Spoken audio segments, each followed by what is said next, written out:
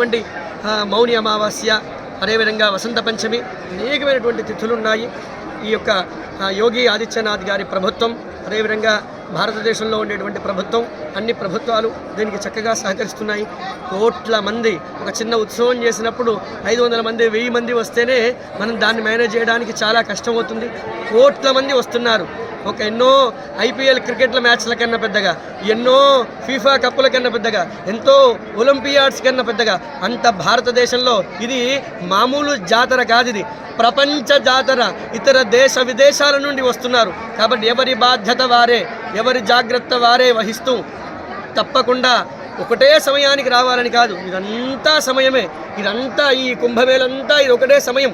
ఈ వచ్చేటువంటి శివరాత్రి తర్వాత కూడా వచ్చి ఈ యొక్క కార్యక్రమాన్ని మీరు సద్వినియోగం చేసే కార్యక్రమాలు చేయవచ్చును.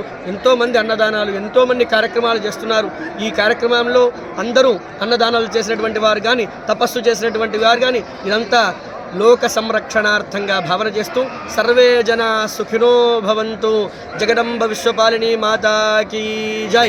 గంగా యమునా సరస్వతి మాతా కీ జై.